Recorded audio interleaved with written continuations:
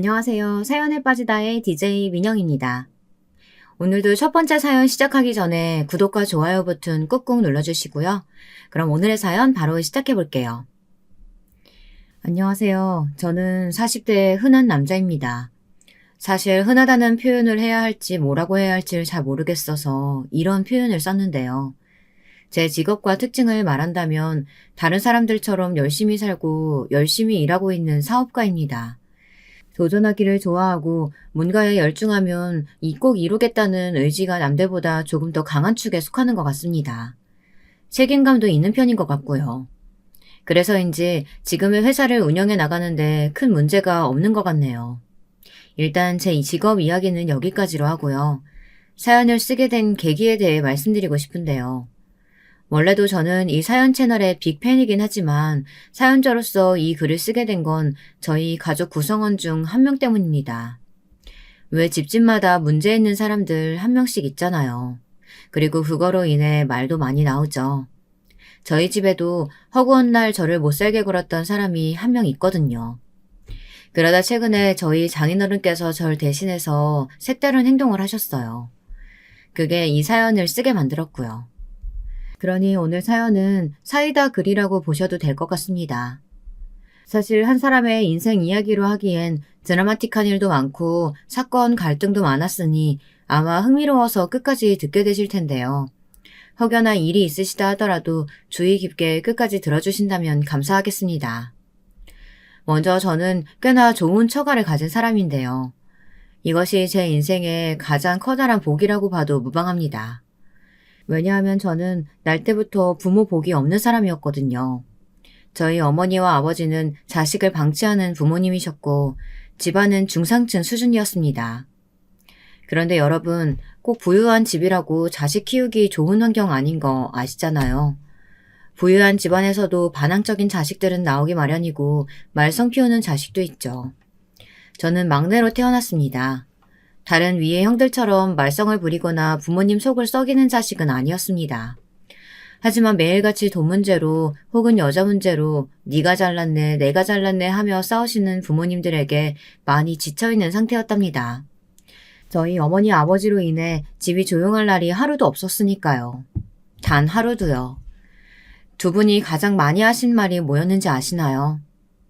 너 때문에 자식 새끼가 저 모양 됐으니 네가 책임지고 나가라 였습니다.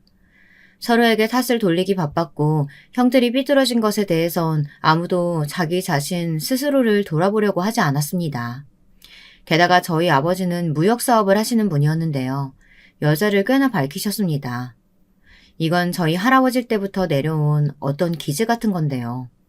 저희 할아버지도 여자를 집안에 그렇게 들여 할머니 속을 문드러지게 했다고 하시더라고요. 그래서 할머니가 아버지한테 바람만은 피지 말라고 결혼할 때 그런 말씀을 하셨다고 합니다. 그럼에도 아버지는 그 기질을 쏙 빼닮아 이곳저곳 다니며 바람을 피우시고 다녔습니다. 그걸 꼭 어머니에게 들키고 마셨죠. 당신 미쳤어? 아니 지금 여자 끌고 이 시간에 들어온 거야? 나 속 쳐다 죽는 걸 보고 싶어서 이래? 당신은 이래서 안 돼.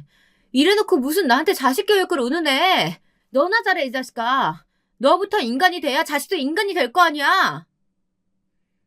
어느 날 저희 어머니가 이렇게 악에 받쳐 소리를 지르는 것에 놀라 잠에서 깨어 나가보니 아버지와 술집 여자처럼 보이는 상간녀가 술에 잔뜩 취해 우리 집안 현관에 들어와 있더라고요. 너무 놀라 우뚝 서 있는 제게 그 상간녀는 아버지가 제 칭찬을 많이 한다는 어처구니 없는 말이나 늘어놓고 있었고요. 저는 무서워 그 길로 도망가 침대 밑에 숨어버렸습니다. 너무 무서웠어요. 그 여자를 쫓아내고 나서도 어머니와 아버지의 전쟁 같은 싸움은 계속되었어요. 당연한 수순처럼 말입니다. 저는 매일 그 싸움의 틈바구니에서 늘 가슴 졸이며 언제 두 사람이 안 싸울지 우리 집엔 평화라는 것이 언제 생기게 될지 그것만 바라고 있었죠.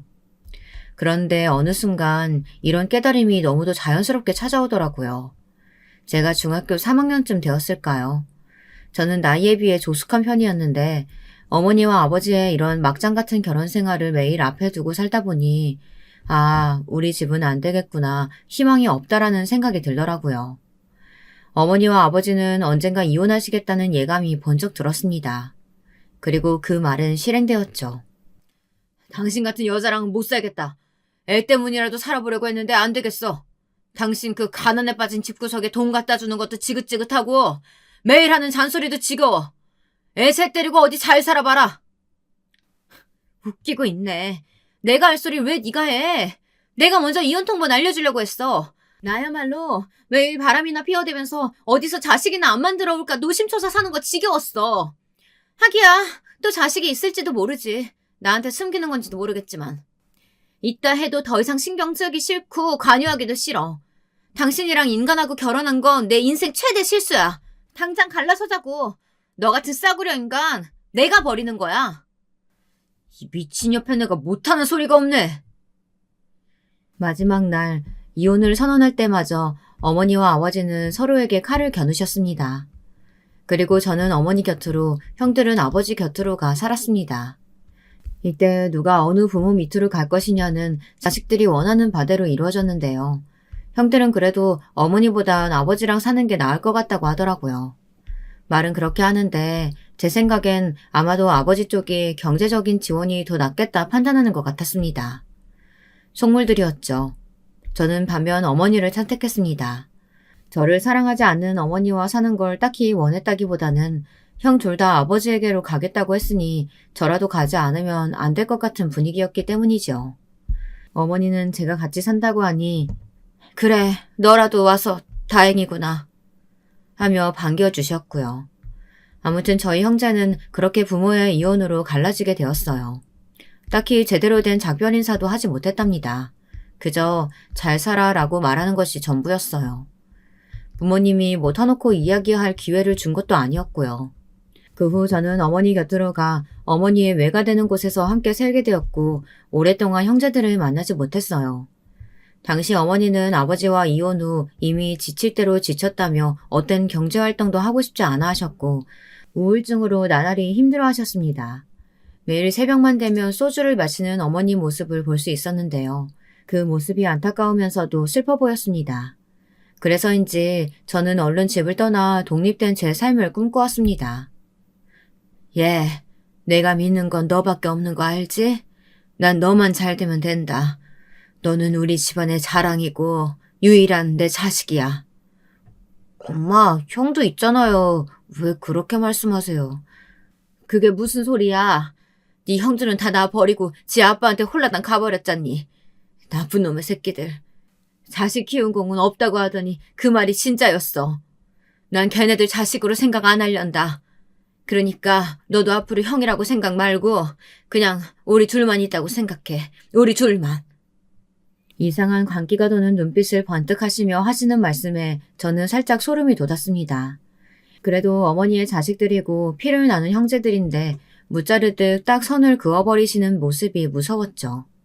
지금 가만 생각해보면 어머니도 무척 쇠약한 정신 상태에서 상황을 인식하는 분별력이라는 게 잘 생기지 못했던 것 같아요. 그러니 자신만의 세계에 빠져 매일 헤엄치고 우울해하고 힘들어했던 거였죠. 그러던 중 저는 원하는 대로 대학을 들어갔고 학비는 스스로 벌며 열심히 다녔습니다. 그리고 아내를 만났죠. 아내는 저와 같은 대학교에 다녔는데 전 사실상 굉장히 깨지지한 차림이었고 아내는 언제나 부유해 보이는 차림이었습니다. 누가 봐도 사는 집 딸이었죠. 근데 그런 저의 어떤 모습을 보고 좋아하게 된 건지 아내는 저를 좋아한다며 고백을 해오더군요. 석원아, 나랑 연애해보지 않을래? 나 너 1년 전부터 쭉 좋아하고 있었어.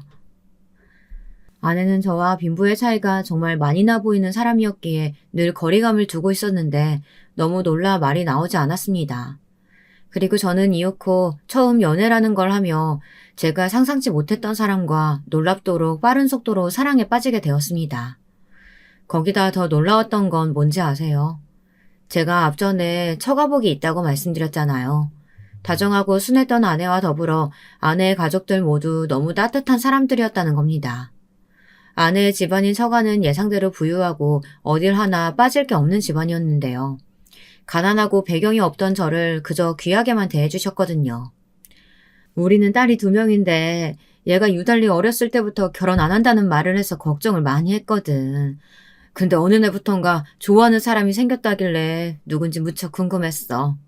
혹시 이상한 논팽이 좋아하는 건 아닌가 걱정도 되고. 근데 딱 자네 같은 듬직한 사람 데리고 오니까 내가 더 안심이 된다. 우리 집에 들어와줘서 너무 고마워. 아닙니다, 장모님. 제가 부족하니 더 열심히 해서 이 사람 행복하게 만들어드릴게요. 장모님과 저의 어색한 첫인사는 이런 식이었는데 장인어른 역시 말수는 별로 없으셨지만 빙그레 웃음을 지어주시며 환영해 주었습니다. 두 분 다 젊었을 땐 농사를 지으셨는데 대대로 내려오신 땅도 많으시고 하여 이제는 사람을 쓰시고 관리 정도만 하신다고 하더라고요. 한마디로 땅 부자셨죠. 정확히 알 수는 없었으나 아내에게 들은 정도만 따져봤을 때 정말 저와 차이가 많이 나는 집이었습니다. 반면 당시 저희 어머니는 굉장히 난처한 말들을 하며 저를 괴롭게 했는데요. 저희 어머니께서 친구분과 고스톱 도박에 빠지시다 그만 본격적으로 도박의 길에 빠지게 되었습니다. 그리곤 저에게 도움을 청하셨거든요. 2천만 원이나 되는 돈을 달라며 20대 중반에 들어선 저에게 도움을 청한 것이 얼마나 부담스러운 일이었는지 모릅니다. 그러더니 제가 결혼을 한다고 하자 기대하지 않았던 결혼 비용은 고사하고 난리가 나신 겁니다. 상견례 장에서부터 장모님과 장인어른에게 대뜸 이런 말씀을 하시더라고요. 아니, 요즘은 아들이 귀하지 않다, 딸이 귀하다 이런 말들 많이 하던데 저는 옛날 사람이라 그런 거 모르고요. 우리 아들 좋은 대기업 들어가 일도 열심히 하고 선자리도 정말 많이 들어왔어요. 워낙에 잘났으니 그럴 수밖에요. 근데 사돈댁이 기울어진다는 건 아니지만요. 어찌됐건 저로선 하나밖에 없는 아들 보내니 아쉬운 마음이 크네요. 하나밖에 없는 아들이요? 2명이 위로 더 있다고 하지 않았나요? 그거는 아들이라고 할 수도 없는 애들이고요. 얘가 진짜 아들이죠. 제 엄마밖에 모르는. 아무쪼록 제가 드릴 말씀은 저희 아들한테 잘하셔야 한다는 거예요. 제 아들이 거의 장모님 아들이나 다름없다 이렇게 생각하고 보내는 거니 그에 맞는 값도 치르셔야 하고요. 그게 무슨 말씀이신지 이해가 잘 안 가네요. 예단은 서로 안 하기로 했는데요. 네, 정말 저로서도 이해가 안 가는 말이었습니다. 사실 처가댁에서 집을 장만해줘서 들어가는 건데 그것도 부끄러울 마당에 어머니란 작자가 와서 아들 값으로 장사를 하려고 드시니까요. 상견례가 끝나고 이 일로 저는 너무 화가 나 어머니와 인연을 끊어야겠다고 생각했습니다. 장모님과 장인어른에게도 너무나 죄송하다 몇 번이나 말했죠. 무릎이라도 꿇고 싶은 심정이었습니다. 그런데 그때 아직도 잊지 못할 순간이네요. 두 분이서 저를 끌어안아 주시는 겁니다. 그러면서 하시는 말씀이 딸아이에게 들어 어느 정도 알고 있다며 고생 많았다고 하시는 거예요. 그가 너무 고생스러웠다고 들었어. 우리 딸애가 말은 많지 않아도 나는 다 알고 있었거든. 오늘 보니 우리 사이가 얼마나 힘들었을지 예상이 가네. 그간 고생 많았어. 이제는 정말 우리 아들이라고 생각하고 받아들일 테니까 죄스러워할 것도 없고 용서 빌 것도 없어. 감사합니다. 뭐라고 말씀드려야 할지 모르겠어요. 너무 감사합니다. 제가 눈물을 뚝뚝 흘리며 얼굴을 못 들고 있자 장모님이 저런 말씀으로 저를 일으켜주시는 겁니다. 장인어른 역시 따뜻한 눈길로 이 상황을 바라보고 계셨죠. 여기에 저는 내가 드디어 진짜 가정을 만났구나, 좋은 사람들을 만났구나 하고 하늘에 감사할 수밖에 없었답니다. 저희 어머니는 그 후로도 끊임없이 돈 요구를 하셨습니다. 제가 좋은 집에 장가간 걸 알게 된 이상 가만히 있을 어머니가 아니셨죠. 언제 어디서 돈이 떨어지나 기다리고 있는 사람처럼 처가댁에 무슨 행사만 있으면 참석하려 들고 저희 아내와 저 사는 집까지 들러서 반찬 핑계로 집 앞에 죽치고 앉아있더라고요. 묻는 게 지겨워 비밀번호를 알려주었더니 글쎄 일주일에 5번은 집에 와 계시고 저희 아내는 또 오죽 얼마나 괴롭히는지 모릅니다. 시집살이라고 하죠. 우리 귀한 아들 잘 대접해야 한다며 아내를 시집살이 시키려 들더군요. 우리 아들 시금치도 못 먹는데 왜 시금치 같은 걸 만들고 그러니? 살림 하나도 똑부러지게 못하면 아내로서 자격 박탈이야. 아님 너 지금 잘 사는 집에서 살았다고 유세라도 떨고 싶은 거야? 고기 반찬 만들라고 내가 몇 번이나 말했니? 어머님 그게 아니고요. 제가 저번에도 말씀드렸다시피 이희가 고기를 안 좋아해서 만든 거예요. 저도 어머니가 자꾸 이러시니까 스트레스 받아요. 요란도 떤다. 네가 고기 굽기가 귀찮은 거겠지. 어디 내 아들 탓하고 앉아있어. 어머니, 그만하세요. 저희 어머니 대단하시더군요. 그때 제가 못 참고 그랬습니다. 인연 끊기로 결심한 거 이제 정말이지 끊어내야겠다고요. 엄마, 나 도저히 엄마 받아줄 수가 없어요. 내가 이 돈 줄 테니까 이제 더 이상 우리 보지 맙시다. 서로 죽는 날에나 보고 살자고요. 저 그동안 많이 참았어요. 그건 엄마가 더 잘하시겠죠. 이제 엄마 얼굴 보는 것만으로도 스트레스예요. 막말로 엄마가 해준 게 뭐 있다고 엄마 노릇이 시어머니 노릇 이렇게 하는 겁니까? 이제 다 그만둡시다. 뭐? 너 어떻게 엄마한테 어떻게 그런 말을... 저희 어머니는 뒤로 넘어갈 기세를 보이셨지만 저는 그대로 쭉쭉 말을 이어갔어요. 이젠 어머니 보고 살고 싶지 않고 그냥 이게 우리 가족의 최선이라고요. 슬프지만 맞았습니다. 아내는 울음을 그치지 못하고 조용히 눈물을 닦고 있었는데 어머니가 나가시고 난 뒤 제가 아내를 껴안으며 더 이상 저희 어머니 못 오게 하겠다고 했죠. 지금 생각해도 이거 하나는 잘한 것 같네요. 그런데 인생의 힘든 일은 모조리 같이 샌드위치처럼 껴오는 건가 봅니다. 이것이 제 운명인가 봐요. 어머니가 여전히 집문을 두드리고 고함을 치고 있는 사이 처제가 미국에서 완전히 귀국을 한 겁니다. 처제는 사실 저희 결혼을 유일하게 반대한 사람이에요. 성격이 까탈스럽고 이것저것 재고 따지는 걸 좋아하는 사람이었어요. 거기다 본인이 미국에서 유학도 갔다 온 스펙도 있겠다. 일단 학력이 처지거나 직장이 처지면 무조건 깔보는 습성마저 있었답니다. 그래서 저를 보면 늘 빈약한 집안 배경을 얕잡아보는 듯한 그런 태도를 취하였죠.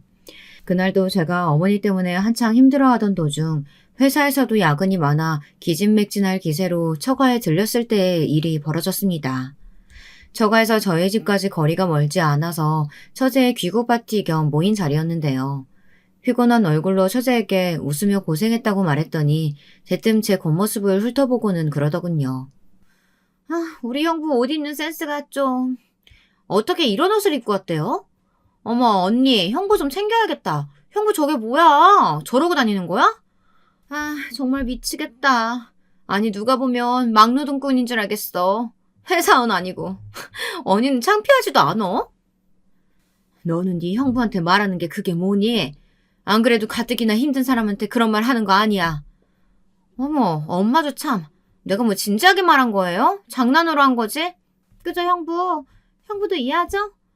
아니 그리고 형부 내 귀국 선물 없어요? 설마 빈손으로 온 거예요? 장모님이 말려주셔서 장난식으로 한 비꼬기가 끝나긴 했지만 이런 비꼬기는 계속되었습니다. 제 앞에서 일부러 영어로 말하기도 하고요. 장모님은 이럴 때마다 제게 처제가 철이 좀 없고 나이가 어려 그렇다며 이해해달라고 말씀하셨죠. 어렸을 때 너무 오냐오냐 키워서 저렇게 된 것 같다면서요. 제가 하도 자주 아프니까 단단히 혼을 내야 할 때도 못 내고 그냥 넘어갈 때가 많았어. 그래서 그런지 버르장머리가 저 지경이 된 것 같아. 지 고모 닮은 것 같기도 하고. 아니다. 고모 탓할 거 없고 다 내 탓이네. 아니에요. 장모님 너무 마음 쓰지 마세요. 저도 처제의 과거는 아내한테 들어서 잘 알아요. 사실 처제에겐 한 가지 아픈 과거가 있었는데요. 처제는 학창시절 큰 왕따를 당했었다고 합니다. 자기의 친구들에게 돌아가며 왕따를 당한 것인데 그 수위가 높았다나 봐요. 그래서 자주 아프고 그때부터 우울증을 토로하며 정신병원을 다니기 시작한 것이었죠. 장모님은 처제가 학교에서 그런 일을 당하고 매일 집에서 박혀 아무 말도 안 하고 있으니 그게 안타깝고 불쌍해서 제대로 혼을 내지 못했다고 합니다. 처제가 잘못한 일이 있어도 말이죠. 심지어 장모님의 지갑에 손을 댔을 때도 살짝 야단을 맞은 정도였다고 합니다. 어쨌든 미안하네, 김서방. 마음 풀어. 내 저놈의 기집애 다신 저러지 않도록 단단히 말할게. 너 영희 한 번만 더 네 형부한테 그런 식으로 말해봐. 내가 가만히 안 둘 줄 알아. 다리 뭉둥이를 분질러 놓던지 할 거니까. 알았어? 그런데 이날 처제의 기분이 상당히 안 좋았나 봅니다. 자기의 기구 파티라고 모여서 환영받을 줄 알았는데 욕이나 얻어먹고 있으니 그랬겠죠. 하지만 엄연히 자기가 잘못한 일이지 않나요? 여러분들은 어떻게 생각하시나요? 나중에 장인어른께서도 가담하셔서 너 그러는 거 아니야. 형부면 형부로 대해야지. 뭐 하는 태도냐 그게. 내가 너를 그렇게 가르쳤니? 네 엄마 말 맞다 나. 네가 이렇게 행동하면 할수록 우리 집안 망신 주는 거밖에 안 돼. 부끄러운 줄 알아. 하고 한마디를 했는데 그런데도 불구하고 사과 한마디 안 하고 입만 삐죽이다 방으로 들어가더라고요. 그리고 이 일로 양심을 품었는지 저를 죽도록 미워하기 시작했습니다. 그야말로 말 그대로 죽도록이요. 명절날에도 조용히 저를 노려보며 혼자 궁시렁거리곤 했어요. 그런데 그걸 자세히 들어보면 제 욕이라고 하더군요. 아내를 통해 알았습니다. 아내가 제게 한숨을 푹 쉬며 여보 미안해. 집에 꼭 한 사람씩은 문제 있다고 하던데 나는 제가 커서도 저럴 줄 몰랐어. 라고 말하더군요. 처제는 참고로 우리 아내와 사이가 그렇게 좋지 않습니다. 아내의 수더분한 성격을 싫어했고 궁상 맞다고 생각했어요. 예를 들어 아내가 저렴한 치약을 고르면 그거 가지고 왜 저러냐며 타박했고 화장을 안 하고 나타나면 사람들 시선을 좀 신경 쓰라느니 하는 그런 말들을 했고요. 자기와는 다른 아내를 어떠한 이해 없이 비난만 해대는 거죠. 근데 사실 저는 열등감이라고 봤습니다. 처제보다 우리 아내가 훨씬 마음씨도 외모도 이뻤거든요. 그러니 어딜 가도 사람들이 아내를 더 친근하게 생각하고 칭찬을 많이 해줬는데 처제는 반면에 사람이 뾰족하고 못된 말만 찍찍 남발하니 그게 질투가 났던 것 같더라고요. 양이 쟤는 나도 못 말려. 그래서 당신이 어머니 문제에 나서준 것처럼 나도 내 동생 문제에 노력해볼게. 그래, 근데 너무 애쓰지 마. 나도 장모님이랑 장인어른 그리고 당신이 외로 내 편 들어주고 해줘서 기분 상하지 않았으니까. 저는 정말로 그랬습니다.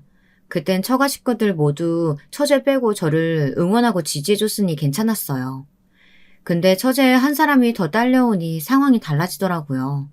어느 날 처제가 30대가 넘어가더니 결혼하겠다고 남자를 한 명 데려온 겁니다. 저에겐 처제의 남편이니 동서이죠. 동서란 호칭이 어색하기도 하고 집안에 같은 남자 한 명이 더 온다고 하니 반갑기도 하고 여러 가지 마음이었는데요. 그래도 제가 손윗 사람이니 먼저 친근하게 다가가주자 생각했어요. 처음이면 아무래도 이래저래 어색하고 적응하는 게 어려울 테니까요. 허나 동서는 제가 생각했던 사람과 완전히 다른 사람이었습니다. 딱 잘라놓고 말해 심각했어요. 처제의 허영과 사치에 10배 정도 부풀려 놓은 사람이었달까요. 왜 처제가 동서에게 반했는지 알겠더라고요. 첫날 저희 장모님 장인어른을 뵈러 왔을 때부터 꽤나 껄렁거리는 자세로 들어와서는 집을 쭉 한번 살펴보더니 묻지도 않은 자기 경력이며 집안 배경에 대해 설명하기 시작하는 겁니다. 동서는 정형외과 의사였는데 자신의 집안 전체가 모두 의사 집안에 친척들은 법조계에 몸을 담고 있다고 하더군요. 아, 다들 사람들이 제 배경 들으면 놀라더라고요. 어떻게 한 집안에서 엘리트들이 주르륵 나올 수 있냐고요. 근데 이것도 다 집안 재력이 바탕이 되니까 할 수 있는 것 같아요. 저나 누나나 동생들 모두 꾸준히 좋은 집안에서 좋은 과외 받으면서 살았으니 누릴 수 있었던 거죠. 뭐 그나저나 이 사람도 미국 유학 갔다 왔잖아요. 그래서 그런지 저희는 처음 만났을 때부터 서로 수준이 맞는다는 걸 알았어요. 맞아요, 엄마 아빠. 이 사람 미술품 보는 안목이 얼마나 뛰어난지 몰라요. 어쩔 땐 나보다도 놀랄 만큼 미술사에 대해 쫙 깨고 작품에 대해 줄줄 읊더라니까요. 두 사람이 그저 어떻게 만났는지를 물었을 뿐인데 동서는 자기 자랑부터 멋들어지게 해댔습니다. 과하게 의도적이었죠. 그 의도가 너무 뻔해 좀 거부감이 생기더군요. 장인어른과 장모님은 약간 반신반의하는 듯 했습니다. 처제가 마음에 들어하니 허락은 하는데 동서란 사람 자체에 대해선 의구심을 품으신 거죠. 사실 사람 보는 눈이 그렇게 다르지 않은데 어른 눈엔 아마도 동서의 됨됨이나 인성 이런 것들이 더 잘 보여지지 않았겠어요. 그래도 저는 일부러 처제에게 축하한다며 행복한 결혼 생활 하라고 축을도 넉넉하게 하고 처제가 원하는 이것저것 요구사항을 들어줬답니다. 처제가 결혼할 때 건조대와 식기세척기가 필요하다고 했는데 아내가 한참 고민하길래 제가 그냥 해주라고 했거든요. 가격이 비싸긴 했지만 한 번뿐인 결혼이니 들어주자고 했죠. 사실 저희는 아파트라고 해도 작은 평수에서 생활비도 200 넘지 않는 선에서 쓰고 있었거든요. 아내를 낳고 나서도 워낙에 절약하는 습관이 강했던 아내인지라 아이 용품 빼고는 아껴 쓰고 있었고요. 그런데 아내가 아이를 낳고 나서 이때부터 동서와 처제가 쌍으로 태클을 걸어오는 겁니다. 정말 너무 얄미웠고 사람이 어쩌면 이렇게 독할까 싶었는데요. 저도 점점 마음속에 분이 쌓이는 게 느껴질 정도였답니다. 처음 아내가 낳은 아이를 보러 온 처제가 장난식으로 자꾸 못생겼다고 하는 겁니다. 형부를 닮아 그런가? 코가 너무 짧고 눈도 너무 찌끄만하네. 애기들은 원래 그렇지. 그리고 네 형부는 잘생긴 편이야. 언니, 눈 갈아 끼워야겠다. 형부가 뭐가 잘생겼니? 여보 안 그래? 형님, 제가 뭐라고 해야 될지 모르겠네요. 맞다고 하면 기분 상하시려나? 두 사람은 이런 식으로 속을 긁어댔습니다. 기분이 별로 안 좋긴 했지만 아이도 있었고 해서 참아 넘기기는 했죠. 근데 저희 딸아이가 커가면서 걷는 게 좀 느리고 언어가 좀 늦으니까 옆에서 자꾸 문제가 있는 거 아니냐, 학원이라도 보내야 하는 거 아니냐며 온갖 간섭을 하는 겁니다. 에휴, 정말 묻지도 않는 조언이랍시고 옆에서 3시간, 4시간 해주는 사람들 얼마나 짜증나는지 여러분들은 혹시 경험해 보셨나요? 저는 단단히 경험했습니다. 물론 동서도 한몫했죠. 동서는 슬그머니 이런 말까지 얹더라고요. 제가 이혼 가정에서 자랐다는 걸 듣고 말입니다. 형님, 아버지 역할도 중요해요. 형님이 좋은 가정 환경에서 자라시지 못한 거 들었거든요. 배우지 못하셨을 수도 있지만 형님이 아버지 역할 잘해주셔야 한다고요. 혹시 또 알아요? 애들 엇나가는 거 순식간이거든요. 듣기로는 형님이 이혼 가정에서 자랐다고 하던데. 동서, 물론 나도 알고 있지. 내가 그걸 모를 리가 있나. 근데 이혼 가정에 대한 편견 같은 거 있나? 순간 불쾌해져서 저도 모르게 확 쏘아붙였습니다. 이미 저는 우리 아이와 잘 놀아주고 있고 열심히 육아에도 참여해주고 있는데 가정환경에 대해 논하니 짜증이 났거든요. 거기다 결정적으로 이 사건이 생기면서 처제와 동서는 이제 멀리해야겠다는 결론이 섰습니다. 그날은 처제와 동서가 우리 아이 초등학교에 입학하는 날이라고 해서 축하해주겠다고 식구들 모두가 함께 모인 날이었습니다. 우리 딸 아이가 장기자랑을 한답시고 앞에서 열심히 춤도 추고 노래도 불렀는데요. 딸아이 꿈이 연예인이거든요.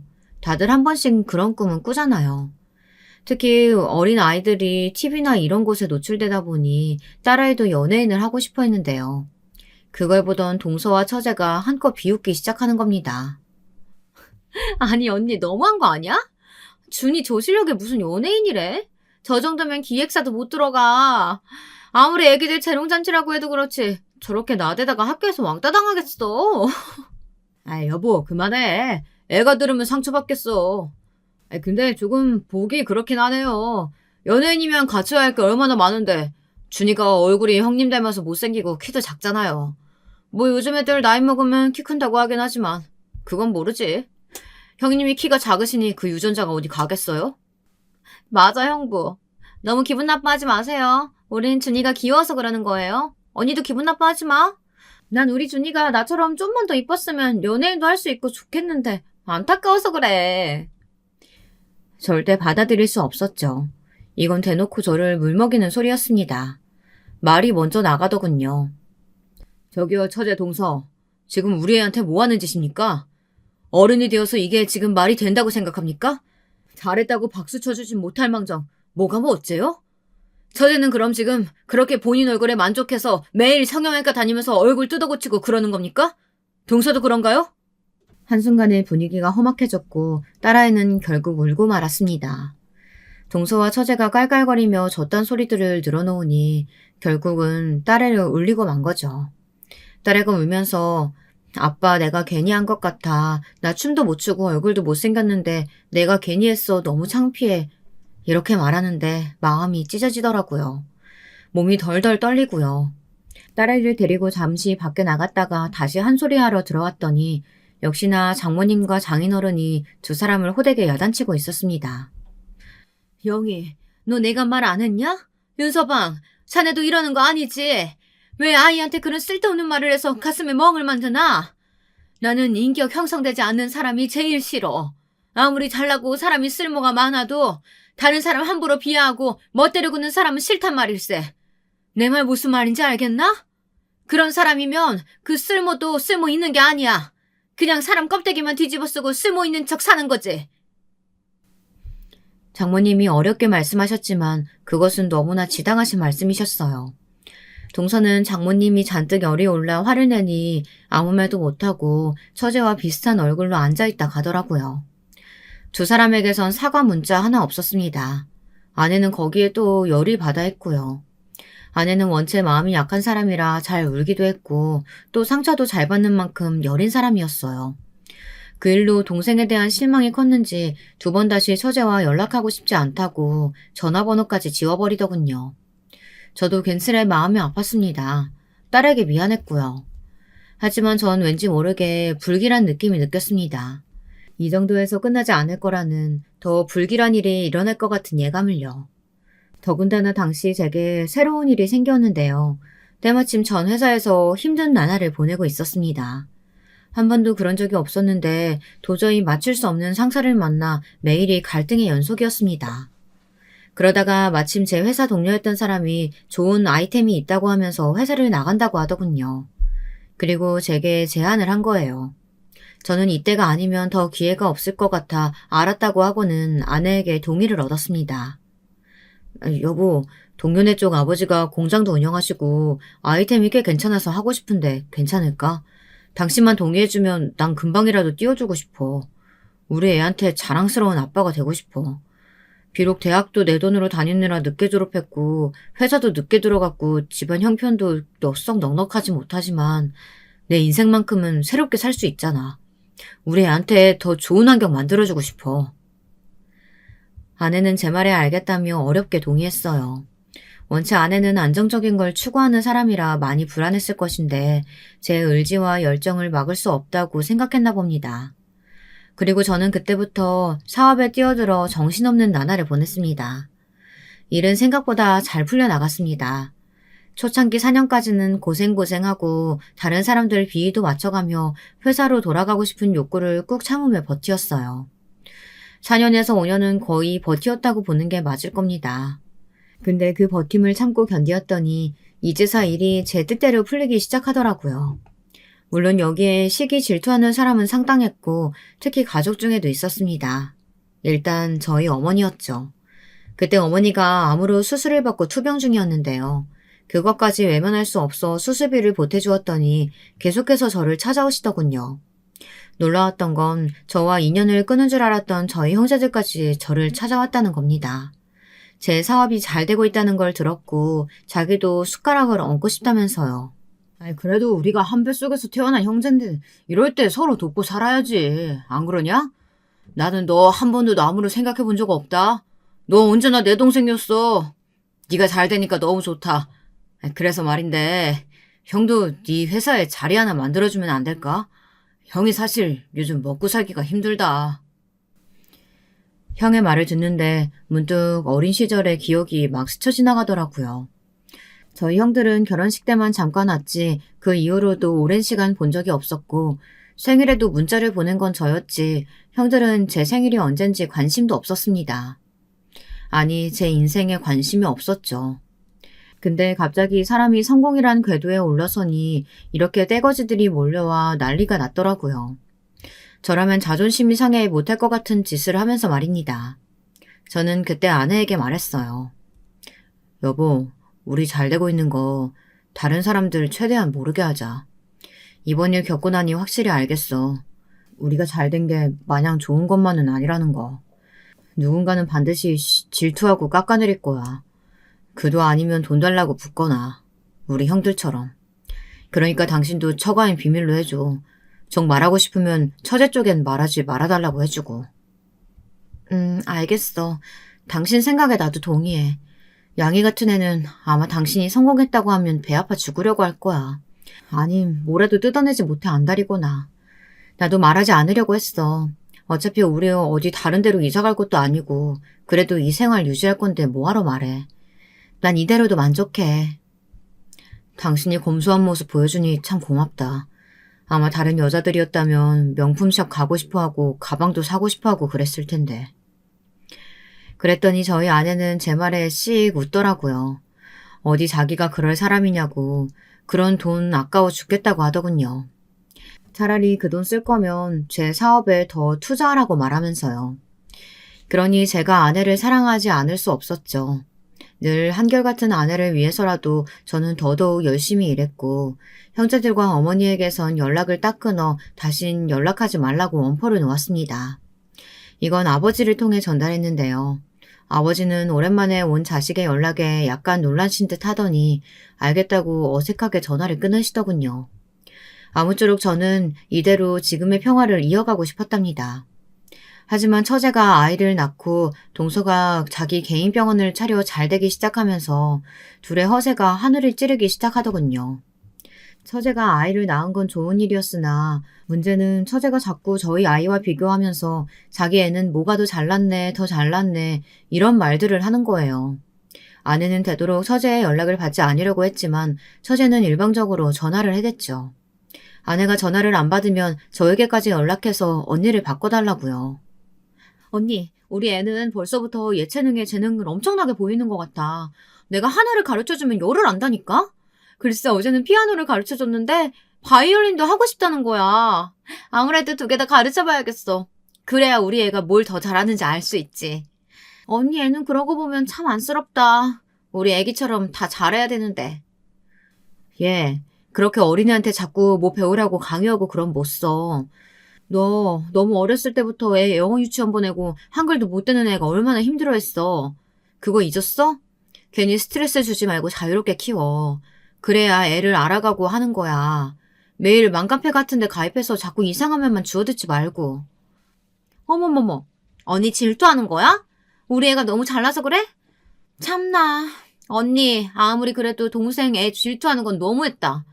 언니 애가 잘나지 못한 걸 왜 나한테 풀어? 언니도 그럼 학원 보내고 가르치고 해. 너무 안 하니까 점점 애가 이상해지잖아. 하기야 그것도 경제력이 뒷받침 돼줘야지. 형부가 시원치 않으니 언니도 하고 싶은데 못하는 거겠지?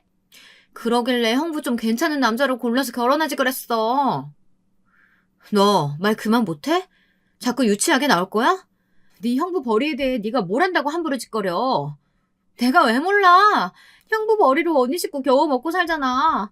우리 남편 의사야. 의사 월급이 얼만진 알아? 가늠이나 돼? 개인 병원까지 떡하니 차려줘서 잘 나가는 의사 남편이니 나는 아무 걱정이 없어요. 그리고 언니가 뭘 알아? 원래 애는 여기 서울 아줌마들이랑 계속 정보 주고받으면서 키우는 거야. 나중에 두고 보자고. 알게 되겠지. 부모 경제력에 따라 애 수준도 어떻게 차이가 나는지. 원래 애도 부모 수준 따라가는 거거든.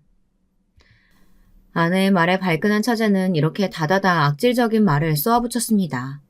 그러면서 자기네는 부유한 경제력이 뒷받침되니 이런저런 과외도 시키고 학원도 보낼 수 있다며 저희를 안타까워하더군요.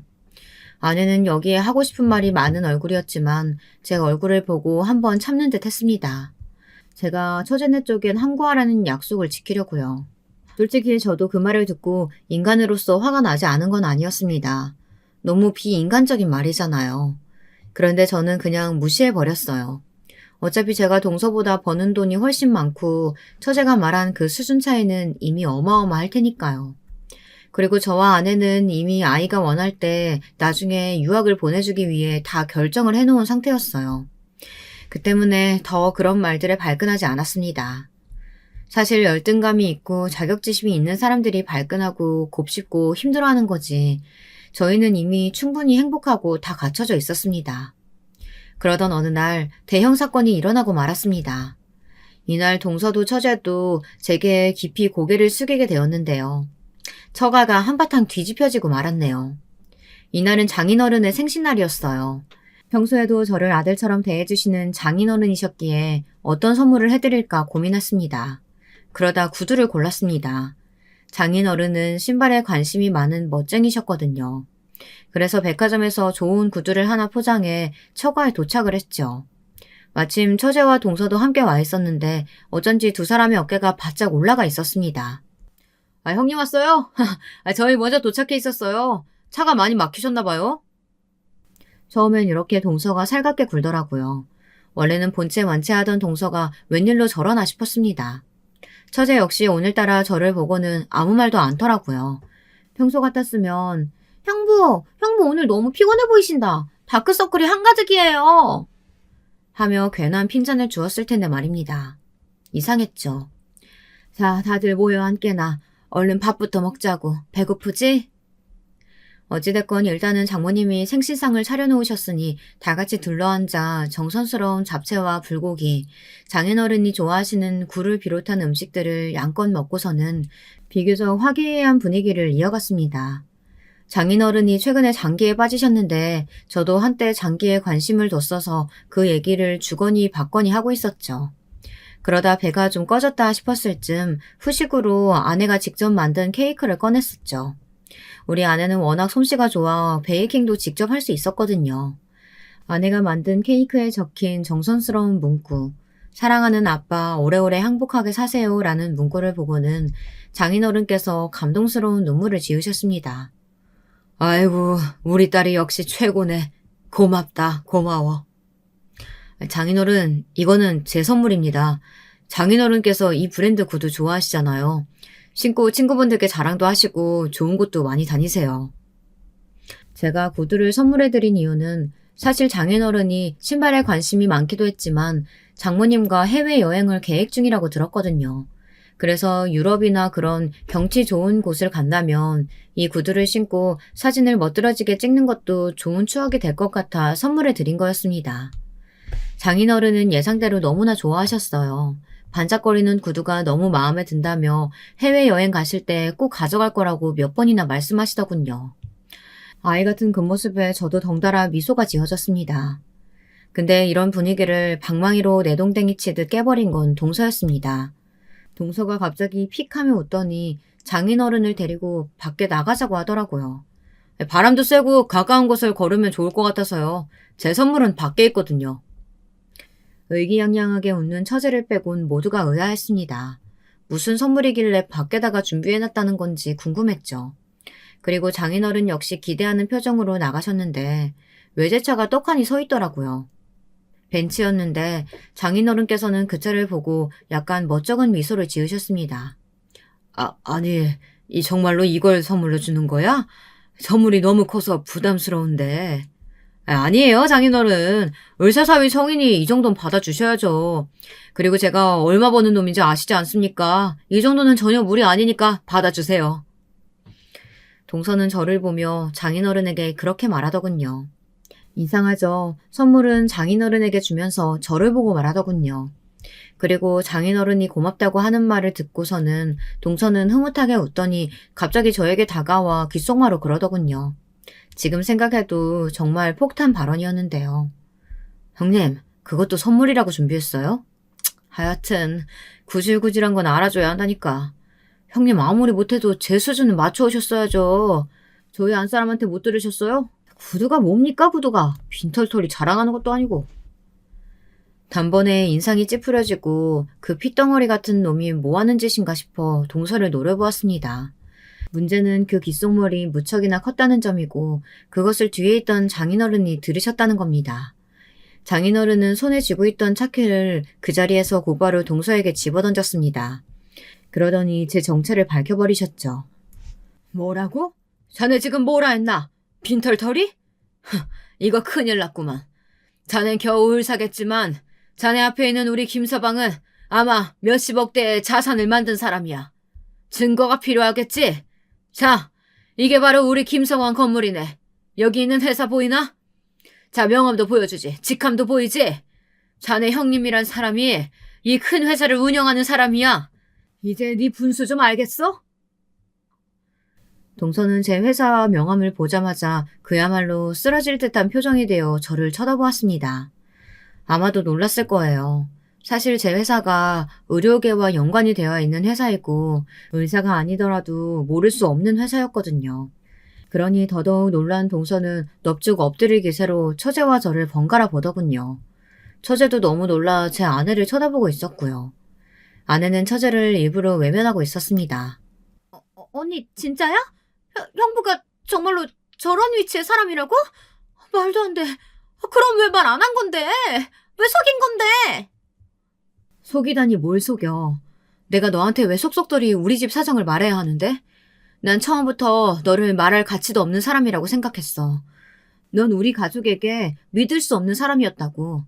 누가 너를 이렇게 만들었니? 영희야, 이젠 제발 정신 좀 차려라.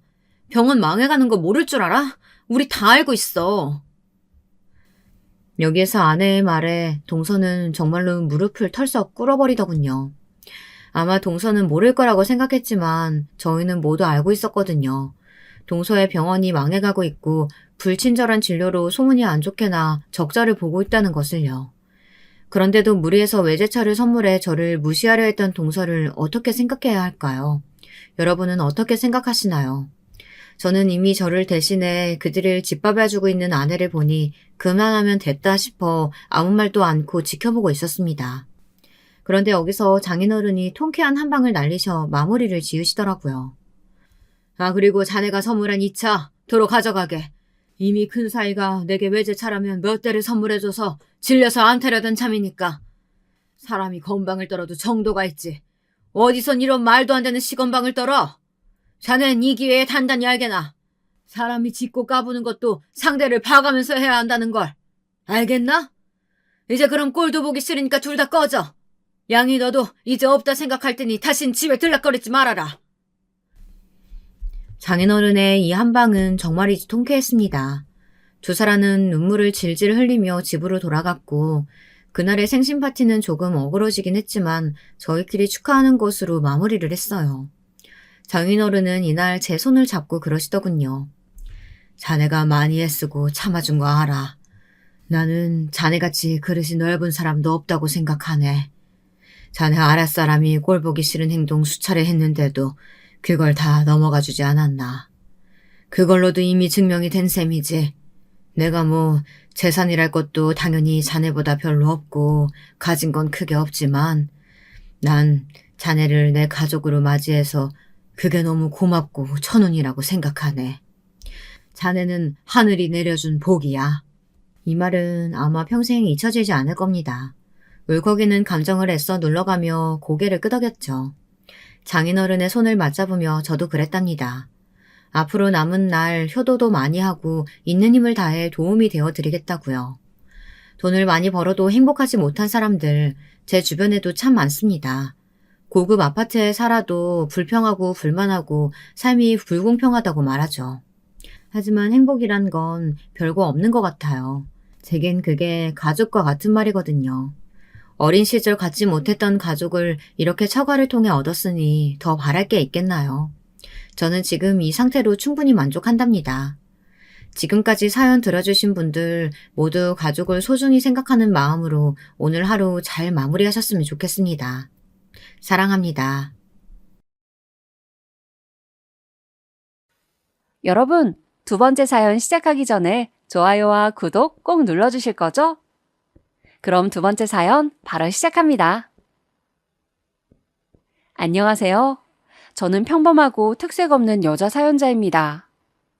그리고 제가 겪었던 기가 막히고 코가 막히는 이야기를 사연으로 써볼까 합니다. 다름 아니고 시댁 쪽의 이야기를 하고 싶어요. 결혼 당시에 시부모님은 별거 중이셨습니다. 시아버지께서는 시댁의 옛날 집이라는 지방에 내려가 계셨고 시댁에는 시어머니 혼자 기거하고 계셨죠. 그렇게 된 지 약 1년이라는 얘기를 당시에 들었었어요. 시부모님 두 분의 사이가 소원해진 것은 그보다도 훨씬 오래되었다고 했었고요. 요즘에 황혼 이혼이 꽤 많다잖아. 충분히 그럴 수도 있지. 이혼이 아니라 별거를 하시는 거면 더욱 신중하신 분들일 수도 있어. 저는 그리 여기면서 시부모님의 별거를 예사로 받아들였더랍니다. 참고로 남편이랑 연애를 정확히 1년 3개월 하고서 결혼식을 올렸는데 연애를 하는 동안에는 서로의 집안에 대해 많은 대화를 나누지 않았습니다. 서로의 관계에만 충실했던 것 같아요. 저는 친정 식구들에게 남편하고 진지하게 만나는 사이이며 결혼까지 생각하고 있다고 말을 진작에 전달했었고요. 친정 식구들은 그러냐면서 좋게 잘 만나보라고 한 게 다였습니다. 꼬치꼬치 캐묻거나 깊이 관여를 하지 않았어요. 저의 경우가 이러했기에 남편 쪽도 비슷하거나 마찬가지일 거라고 여겼더랬죠. 그런데 알고 보니까 남편은 아예 자기 집안 식구들에게 결혼을 전제로 만나고 있는 여자친구가 있다는 이야기를 꺼내지 않았더군요. 결혼 약속을 하고 나서 이제 진행을 해보자고 이야기가 나오고 나서야 남편은 시댁 식구들에게 저의 존재를 알렸어요. 그래서 저를 굉장히 낯설고 갑작스러운 존재로 받아들이셨고요. 이 시기에 저의 신경을 긁었던 사람이 바로 남편의 여동생입니다. 저에게는 시누이였던 이 인간은 저보다 한 살이 더 많았어요. 시누이에게 처음부터 대뜸 호칭을 아가씨라고 하기에는 너무 민망하잖아요. 저나 시누이나 많은 나이도 아니었고 둘 다 20대였는데 그 정도까지 격식을 차리면서 처음부터 그러는 건 아닌 것 같아서 저는 그냥 시누이를 언니라고 칭하며 불렀었습니다. 남편이 연애 기간 동안 자기 가족 이야기를 워낙 안 했었기 때문에 저도 시누이가 어떤 인물인지 전혀 몰랐어요. 정보가 없는 상태에서 처음 대면했었는데 왠지 불길한 예감이 들었습니다. 시어머니한테 자꾸만 몸을 기울이면서 속닥속닥거리는 모습이 솔직히 좋게 보이지는 않았기 때문이지요.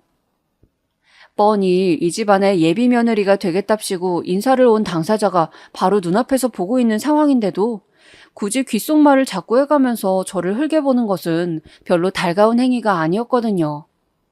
아까부터 왜 자꾸만 저러지? 여자끼리 신경전을 부리는 거야? 아니면 벌써부터 시어머니랑 시누이 연합으로 시자 들어가는 사람들끼리 나를 배척하겠다는 거야? 뭐야, 진짜로? 기분이 나쁘기는 했지만 그것 가지고 꼬투리를 잡을 것까진 못 되었기에 저는 어색하게 미소만 지었더랍니다. 꽂아 놓은 보릿자루 신세로 말이죠. 진솔 씨는 사람이 엄청 소박한가 봐. 그거 팔찌 유행이 한참 지난 디자인인데도 끼고 다니는 거 보면 결혼해서 사치는 안 부리겠어. 그치, 엄마? 저를 보면서 재미있는 듯 웃더니 시어머니한테 자꾸 저런 식으로 말을 걸더군요. 그러면 시어머니는 대충 맞장구를 쳐주었습니다.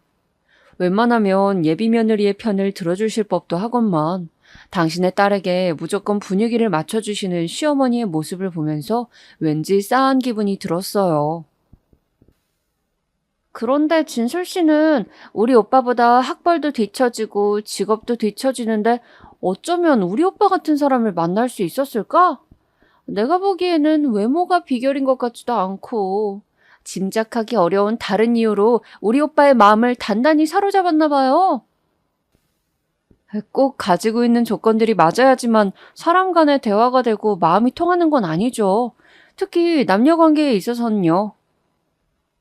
시누이의 깐죽거림에 제가 무뚝뚝하게 받아쳤습니다. 첫 만남부터 이제 인사하고 알게 된 지 단 2시간 만에 싸가지 없이 말을 아무렇게나 틱틱 뱉는 시누이가 저는 마음에 차지 않았습니다. 제가 무덤덤하게 대답을 하면서 표정은 은은하게 미소만 짓고 있으니까 나중에는 시누이가 자기가 첫 만남부터 저를 완전히 이겨먹기에는 글렀다고 느낀 것인지 혼자 입술을 삐죽거리면서 내키지 않는다는 표정을 짓고 있더군요. 저는 필요 이상의 말을 해서는 안 되겠다는 판단을 내렸고 시어머니나 시누이 앞에서 먼저 대화 주제를 꺼내든다거나 눈에 띄는 행동을 전혀 하지 않았습니다. 웬만하면 안 부딪히고 상대하지 않는 게 상책이겠구나. 그런데 제가 그렇게 파악을 마치고 결심을 마치면 뭘 하나요? 상대 측에서 저한테 접근을 먼저 해왔던 것을요. 결혼식 날짜를 향해 달려가던 어느 날 시누이한테서 연락이 왔습니다. 제가 시누이한테 저의 번호를 알려주었나 아니었나 긴가민가 했었네요. 저기 언니, 실례지만 제 번호는 어떻게 하셨어요? 아, 우리 오빠 휴대폰에서 내가 찾아봤어요. 역시 저는 알려준 적 없었건만 시누이가 멋대로 알아낸 것이었더군요. 조금 황당한 채로 왜 연락하셨냐고 물었더니 시누이가 갑자기 무게를 잡으면서 이렇게 말하는 것입니다. 근데 진솔 씨, 우리 오빠한테 혹시 뭐 숨기는 구석은 없겠지? 네? 숨기는 거라뇨? 어떤 걸 말씀하시는 거예요? 여자한테 숨기고 싶은 게 뭐겠어. 과거를 말하는 거지. 우리 오빠 키도 크고 덩치도 커서 그렇지 마음 많은 소녀 감성 뺨치는 사람이야. 굉장히 속이 여린 사람이고 남을 등쳐먹는 건 꿈도 못 꿀 성정이거든. 그래서 연애를 많이 해본 것도 아닌 걸로 내가 알고 있는데 진솔 씨는 우리 오빠 만나기 전에 연애를 몇 번이나 해봤어? 아니, 난데없이 그런 질문은 저한테 왜 하는 것인지. 당황하면서도 저는 남편이 연애 상대로는 딱 3번째였다고 솔직하게 말을 해주었죠. 그랬더니 신우이가 의심하는 목소리를 내는 거예요. 정말? 확실해? 혹시 더 있는 건 아니야? 제가 이런 걸로 왜 거짓말을 하겠어요. 저 인기 많은 여자도 아니었고요. 그냥 남들처럼 평범하게 보통 수준으로 연애하면서 살아왔습니다. 보통 수준이 뭔데? 진솔 씨가 생각하는 그 기준이 뭐야? 네? 그냥 남성 편력 없이 마음이 닿아서 상대와 교제를 하는 그런 모습 아닐까요? 아, 그래? 진솔 씨는 그러면 전에 만나본 남자들하고 연애 기간이 얼마씩 됐어? 어느 정도까지 진지한 관계였어?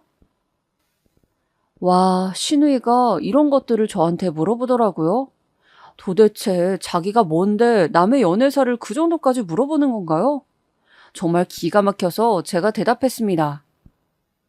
저 죄송한데요. 왜 제가 일일이 답변을 해드려야 하는 걸까요? 그런 것들이 제가 결혼하는 것과 무슨 상관이 있어요? 나로서는 신중할 수밖에 없지. 진솔 씨, 요즘에 더러운 과거를 지닌 여자들이 얼마나 많은 줄 알아요? 그런 거 숨기고 결혼하면 상대방은 얼마나 억울하겠어요. 나는요, 우리 오빠가 그런 여자랑 결혼하는 꼴 절대 못 봐요. 진솔 씨가 사람이 수더분해 보이는데 이런 사람이 원래 뒤가 더 구린 법이거든. 뭐라고요? 뒤가 구려요? 웬만한 건 내가 다 이해해 줄게요. 그러니까 무슨 과거가 있었는지 그냥 나한테 솔직하게 지금 털어놓으세요. 이 기회를 놓치면 진솔 씨 후회할지도 모른다. 뭐 이런 웃기고 자빠진 사람이 다 있나 싶었습니다.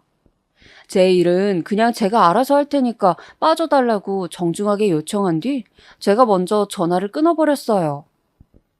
남편한테 신우이가 저한테 했던 말들 전부 다 전달하였고요. 남편이 듣자마자 손으로 얼굴을 쓸어내리면서 계속 한숨을 푹푹 내쉬더군요. 내가 진짜 미안해. 걔가 원래 좀 그런 애야. 다시는 그러지 못하도록 내가 단단하게 일러둘게. 내가 괜히 우리 가족들을 너한테 미리 소개 안 시켜준 게 아니란 것만 알아줬으면 좋겠다. 나도 골치가 아픈 입장이야. 남편은 자기 여동생 때문에 살면서 난감했던 적이 여러 번 있었다면서 고개를 흔들었습니다. 그 모습을 보니까 남매가 서로 닮지 않고 달라서 다행이라는 안심이 묘하게 드는 거예요. 신우이가 골칫덩이일 뿐 저랑 결혼하는 당사자인 남편은 멀쩡하니까 상관없다는 생각도 들었습니다. 신우이는 어렸을 적에 병을 앓아서 크게 아팠고 병원 신세를 오래 지기도 했었대요. 그 힘든 시기를 거치면서 신우이를 옆에서 보살피고 간호했던 시어머니께서는 당신의 딸에 대한 애착이 강해지셨다고 하였습니다. 시어머니께서 신우이에게 매달려 계실 때 시아버지께서는 묵묵하게 가장으로서 사회생활을 하셨고 남편은 집안일을 대체로 도맡아 하면서 지냈다고도 하였고요. 우리 어머니가 자랄 때 외갓집에서 그렇게 구박을 많이 받으셨대. 아들이 아니라 딸이라는 이유로, 공부머리가 부족하다는 이유로, 손재주가 뛰어나지 않다는 이유로 별별 명목으로 그렇게 집안에서 구박을 받으면서 사셨다나 봐. 눈칫밥만 먹고 사셨대. 그게 한이 돼서 내가 보기에는 내 여동생한테 자신을 투영해서 더욱 잘해주려고 하시는 걸 수도 있어. 시어머니의 편애를 등에 업은 신우이는 언제나 기세등등했다고 하네요. 그리고 신우이가 학교 다닐 때 남편이 신우이랑 신우이 친구들에게 밥도 몇 번 사주고 용돈을 주면서 맛있는 거 사 먹으라고 그랬다고 합니다. 이럴 때면 신우이는 자기 친구들로부터 저런 오빠를 두다니 부럽다라는 시선을 받았고 그걸 즐겼다고 하는 것 같았어요. 그러면서 자기 오빠를 자기 위신 세우는데 이용하기 시작했던 것도 같아요. 술만 마셨다 하면 꼭 남편한테 연락해서 자기를 데리러 오라고 했었다네요. 심지어 신우이는 만취를 하지 않았을 때도, 그리고 자기랑 사귀던 남자친구가 있었을 때도 꼭 남편을 불러다가 부려먹었다고 합니다. 그랬었으니 그런 자기 오빠가 갑자기 자기한테 미리 언질도 없었던 여자랑 결혼을 한다니까 단단히 심사가 꼬였나 보네. 일부러 나한테 못 살게 군 게 뻔해. 그러면서 저는 이때 새롭게 알게 된 사실이 시댁의 실권자는 늘 시어머니셨다는 사실입니다. 시아버지께서도 한 수 접어주셔야만 했대요. 남편도 시어머니 말씀이라면 꼼짝 못하고 살았다는 것 같았어요. 그러니까 든든한 뒷배를 둔 시누이가 초장부터 싸가지 없게 굴 수 있었던 것이죠. 시누이가 왠지 시어머니한테 저의 흉을 보면서 오만 뒷담화를 벌써 다 해놨을 것 같은 불길한 확신이 들었습니다. 약간 큰일 났다 싶기도 했지만 설마 결혼하고 나서 무슨 문제라도 생기겠나 싶어서 저는 남편하고 결혼을 하였습니다. 이미 결혼식 날짜까지 나와 있었고 식당 예약까지 마친 상황에서 낙장불입이나 다름없었는데 제가 무슨 재고를 할 수 있었겠나요? 남편 하나만 믿고 가자는 각오로 결혼해버렸죠. 아유, 우리 딸이 언제 이렇게 다 커서 시집을 가게 됐대? 너희 아빠가 살아계셨더라면 지금 너의 이 모습을 누구보다도 어여쁘게 봐줬을 텐데 이렇게 좋은 날을 나만 누리다니. 웨딩드레스 차림의 저를 보면서 친정엄마는 눈물을 훔치셨습니다. 그런 친정엄마를 담담하게 달래는 것은 제 친정오빠의 몫이었죠. 이렇게 행복한 날에 울지 말라면서 저 대신 친정엄마를 성의껏 달래고 진정시켜 드리더군요. 저는 친정아빠가 돌아가시고 안 계세요. 저 중학교 올라가자마자 얼마 안 돼서 생각하기도 싫은 강도 사건에 휘말려서 세상을 뜨셨습니다. 하루아침에 가장을 잃어버린 저희 가족은 그 후로 많이 방황했었어요. 저는 중학교에서 질이 나쁜 친구들과 잠시 어울리기도 했고 모범생이던 친정오빠는 공부에서 손을 놓았었으며 살면서 술을 입에 대신 적도 없으셨던 친정엄마는 늘 소주를 찾으셨습니다. 하지만 이내 억울하게 돌아가신 친정아빠의 몫까지 열심히 살아내자는 각오로 친정엄마, 친정오빠, 그리고 저까지 세 사람이 다짐을 하였습니다. 절대로 무너지지 않겠다는 약속들을 서로에게 하면서 반드시 오래오래 살자고 하였었죠. 아빠, 나 결혼해서 잘 살게요. 하늘에서 지켜봐 주세요. 행복한 가정을 꾸리겠다는 다짐을 저는 돌아가신 친정아빠를 향해 올렸어요. 저는 결혼한 뒤 시댁 근처의 작은 빌라에서 신혼생활을 시작하였습니다.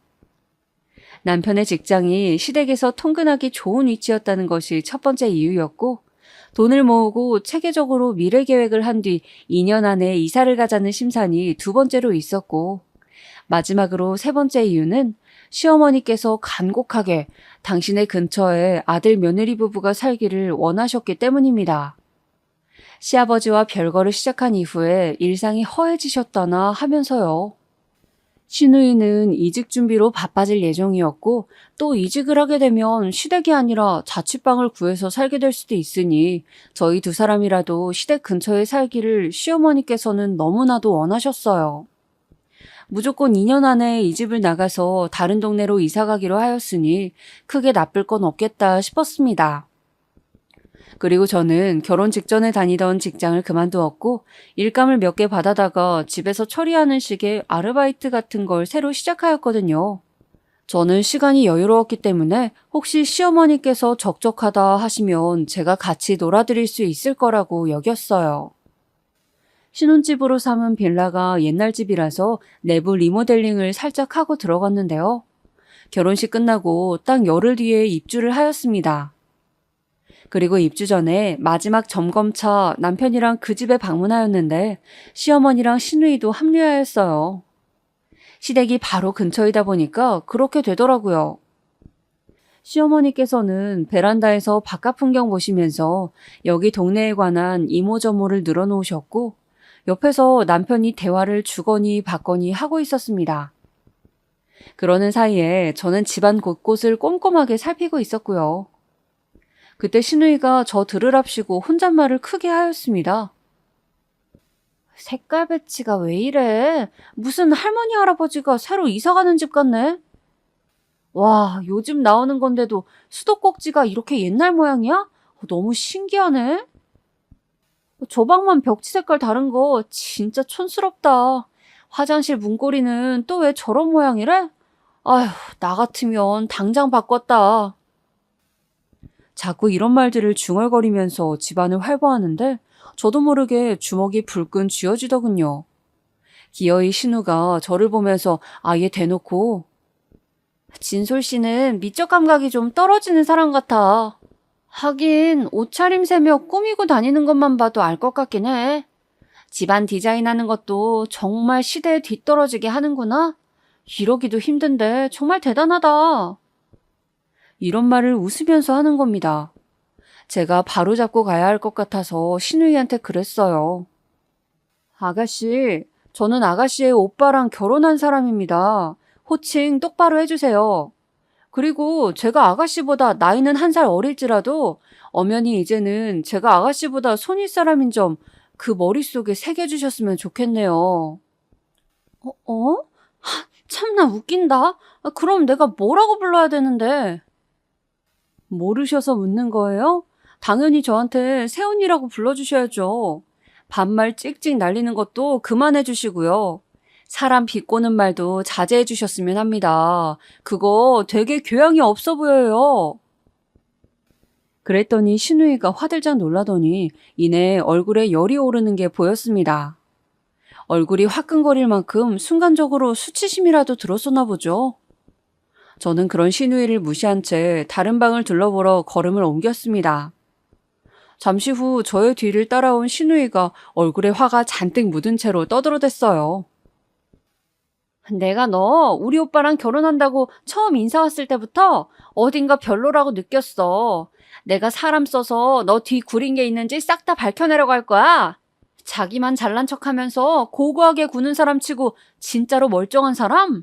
내가 살면서 한 명도 못 봤어. 순진한 우리 오빠 꼬드겨다가 등골 빼먹으려는 작정이겠지? 너 구린 구석이 있나 밝혀지면 그때 한번 보자고. 사기 결혼 반드시 내가 취소시킬 테니까. 혼자서 북치고 꽹과리치고 얼쑤 하는 모양새에 어이가 없었습니다. 무슨 망상증에 걸린 환자라도 보는 줄 알았어요. 제가 대단한 인물도 아니건만 자꾸 뒤가 구린 게 있다고 믿으면서 헛소리하는 게 짜증스럽기도 하였고요. 열받아서 저도 신우이에게 한 방 날려줬죠. 자꾸만 이상한 추측을 하시는데 그러는 아가씨야말로 진짜 과거가 더러우신 거 아닌가요? 내 과거가 더럽다니? 너 그게 무슨 소리야? 그렇잖아요. 자기가 떳떳한 영역에는 신경을 안 쓰게 되어 있거든요. 그런데 자꾸 아가씨가 과거가 있다느니 어쩌느니 하시니까 저로서는 의심이 갈 수밖에 없네요. 아가씨가 옛날에 이상하게 사셨기 때문에 지금 저한테 이렇게 구시는 게 아닐까 싶어져요. 속된 말로 먼 눈에는 뭐밖에 안 보인다고도 하잖아요. 제 말이 끝나기가 무섭게 신우이는 저의 머리채를 잡았습니다. 제가 놀라서 비명을 지르자 남편이 달려왔어요. 무슨 일이냐고 묻는 남편 앞에서 엄청난 연기력을 발휘한 신우이가 갑자기 울음을 터뜨렸습니다. 가만히 있다가 시비 걸리고 머리채까지 잡힌 건 저였는데 신우이가 정말 가증스럽게도 제 머리를 얼른 놓아주고는 제가 먼저 시댁에 대한 불만은 이것저것 말했다면서 자기는 참으면서 듣고 있다가 더 이상 집안의 욕을 들을 수가 없어서 홧김에 제 머리채를 한번 잡은 거라는 헛소리를 늘어놓았어요. 신우이의 모습을 보면서 저는 기가 막혔습니다. 사람이 뻔뻔한 것도 유분수지 저 정도면 정신병이 있는 사람은 아닐까 싶었네요.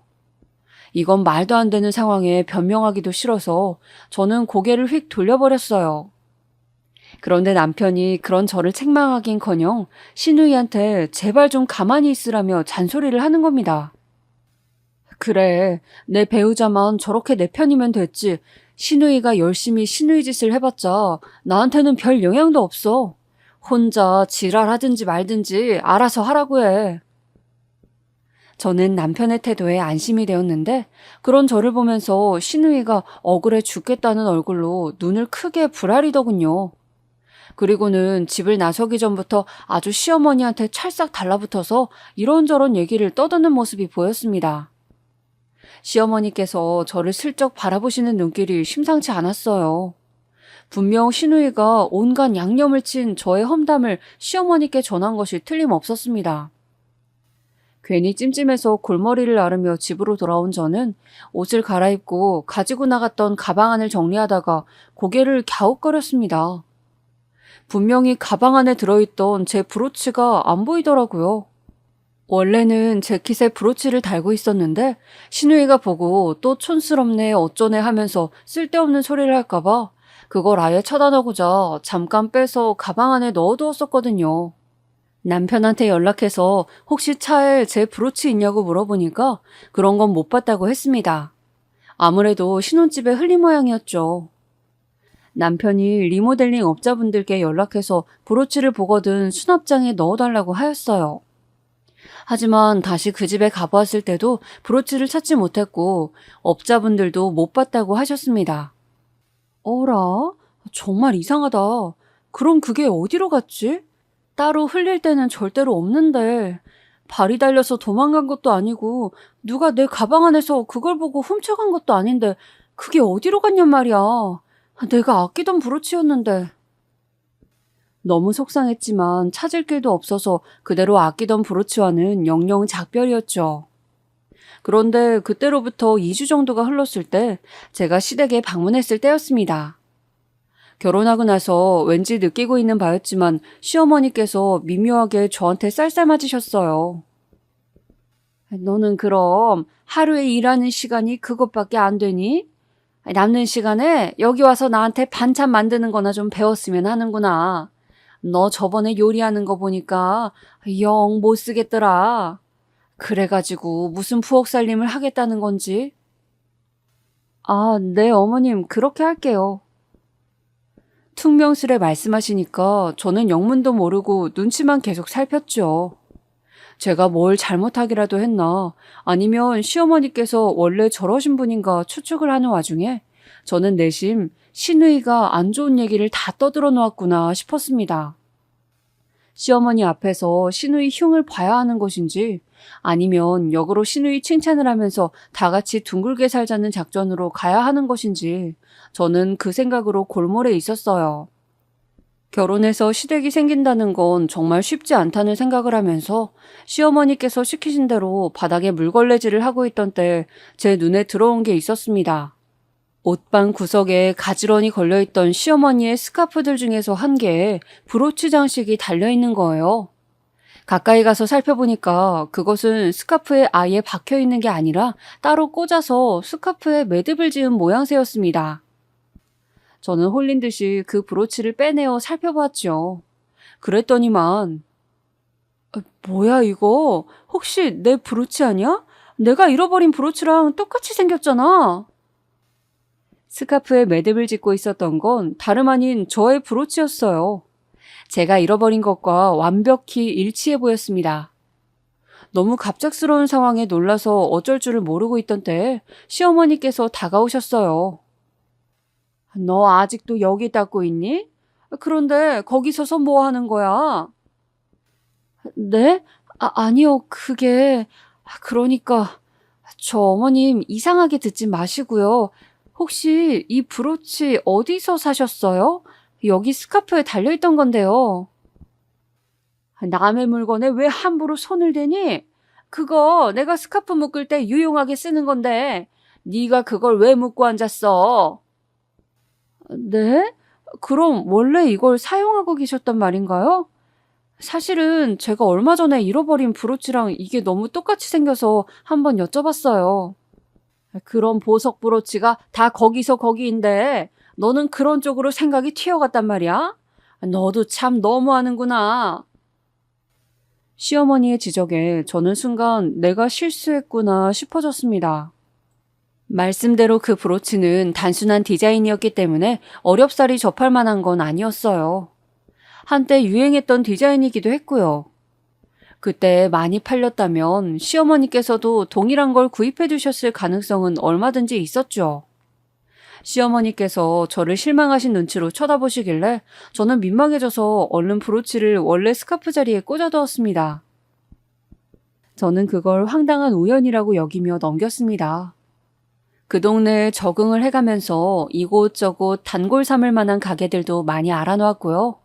남편하고도 무탈하게 잘 지냈고 하는 일도 적당해서 좋았습니다. 문제가 있다면 시어머니와 시누이였죠. 그 두 사람은 완벽한 연합작전으로 저를 배척하고 있는 것이 분명하였어요. 시누이가 저에게 막말을 쏟아내면 시어머니께서는 말리시거나 혼내시진 않고 너무 그러지 말고 앞으로 친하게 지낼 생각만 해라는 식으로 훈수만 두셨습니다. 학교에서 동급생한테 얻어터진 아이한테 선생님이 때린 친구랑 둘이 화해하고 앞으로 사이좋게 지내라 라고 불합리한 조치를 내리는 것과 같은 이치였죠. 저는 그 두 사람한테 당할 때마다 슬슬 약이 올랐지만 그 중에서도 압권이었던 것은 시어머니의 고단수였습니다. 우리 진솔이는 이름 따라 진솔해서 사람이 참 올고다 보여. 자기 시누이가 이랬다 저랬다 하는 이야기를 자기 서방한테 미주알 고주알 다 떠드는 그런 가벼운 모습이 없다는 거지. 온종일 힘들게 일하고 집에 들어온 자기 서방한테 쓰잘데기 없는 이야기를 늘어놓는 부인만큼이나 애물단지는 또 없다. 팔을 다듬으시면서 마치 타령을 하듯 그런 말씀을 하시면 그건 저더러 입 다물고 조신하게 지내라는 은근한 협박이지 그게 뭔가요? 정말 치사하게 느껴졌습니다. 시어머니 처음에는 그렇게 안 봤는데 겪으면 겪을수록 저희가 가득하신 분이란 걸 알 수가 있었어요. 그러던 와중에 어느 날 대망의 사건이 터지게 됩니다. 저희 친정엄마, 시어머니, 남편, 저 이렇게 넷이서 돼지갈비를 먹으러 갔어요. 그 식당이 그 동네에서 음식 잘 나오기로 굉장히 유명한 집이었는데 저도 진작에 가보고 싶었다가 이왕이면 친정엄마를 모시고 가고 싶어서 일부러 방문을 미뤄두었던 장소였습니다. 시댁이랑 가까운 식당이었으니 별 도리 없이 시어머니도 모시고 갔네요. 친정엄마를 모시고 같이 돼지갈비집에 가보자고 했을 때 남편이 그러면 우리 어머니도 모시고 같이 가자.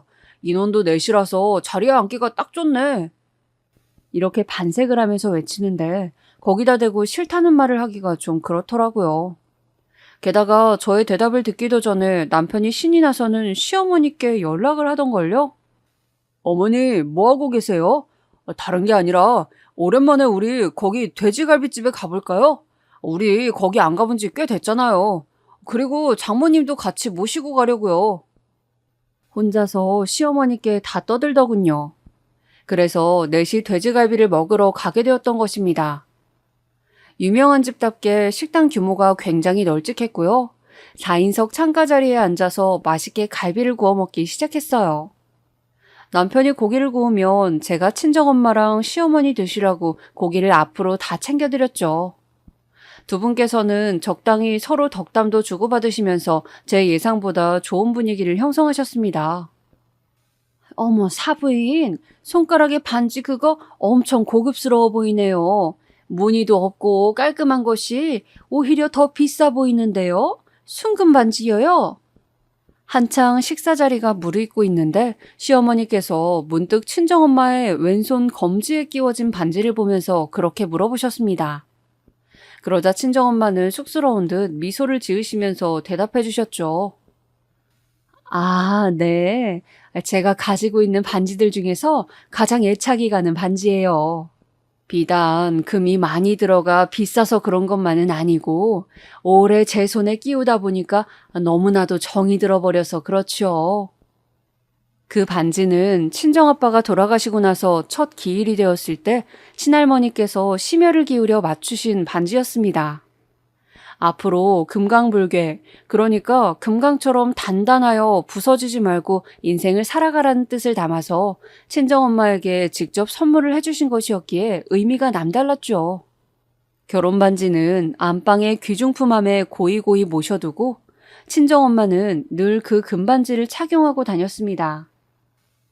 저는 그 반지의 깊은 의미를 알고 있기 때문에 그 순간 친정엄마의 입가에 돈 은은한 미소를 애틋한 마음으로 바라보았습니다. 그런데 맞은편에 시어머니께서도 미소를 짓고 계신 게 보였죠. 좋은 뜻에서 그러신 것인지 아니면 다른 의미로 지으신 미소였는진 아리송한 그런 낯빛이었습니다. 식사가 끝나갈 무렵 네 사람 중에서 가장 먼저 이제 그만 먹어도 되겠다고 선언하신 친정엄마가 잠시 식당의 화장실을 다녀오셨습니다. 남편이랑 저는 늦게 먹기 시작했기 때문에 열심히 막바지 식사를 하고 있었고요. 조금 있다가 시어머니께서도 화장실에 다녀오셨어요.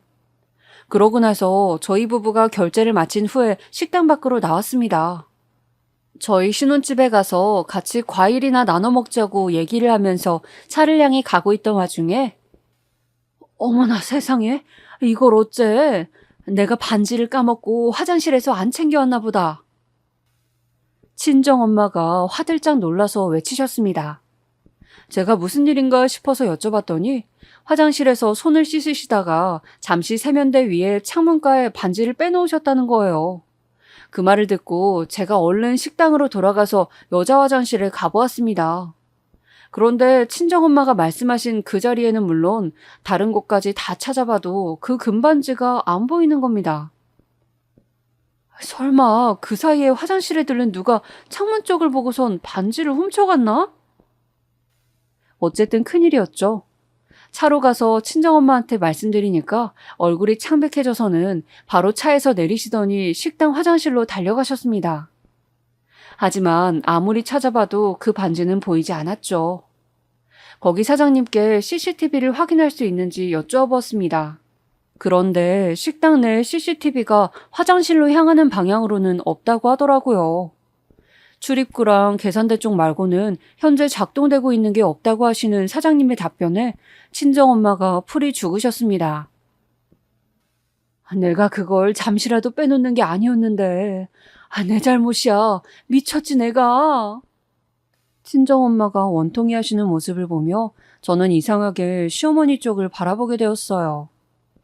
사돈이 귀중한 반지를 잃어버렸다고 하는데도 너무나도 태연한 표정을 짓고 계셨으며 저희와 함께 반지를 찾으려는 신용도 하지 않으셨죠. 브로치는 우연이라고 생각했었는데 아니었던 걸까? 가만 보면 브로치를 잃어버렸던 날에 나는 신우이랑 둘이 방을 돌아다니고 있었고 내 가방은 거실 구석에 있었지? 거실과 이어진 베란다에는 시어머니가 계셨고 그때에 이어서 반지가 없어진 지금도 곁에 시어머니가 현장에 계신다고? 두 번이나 우연의 일치가 있을 수 있을까? 이렇게 연달아서? 저는 그 의심의 싹을 지울 수가 없었습니다. 그래서 크게 상심한 친정엄마를 먼저 댁에 내려놔드리고 시댁과 신혼집이 있는 동네로 향하는 차 안에서 저는 넌지시 시어머니께 여쭤보았어요. 어머님, 아까 어머님도 화장실에 가셨죠? 그걸 묻자마자 시어머니께서 흠칫하시는 겁니다. 그러더니 저보고 그건 왜 묻냐고 빽 소리를 지르시더군요. 아니, 혹시 저희 엄마의 반지를 그때 보셨나 해서요.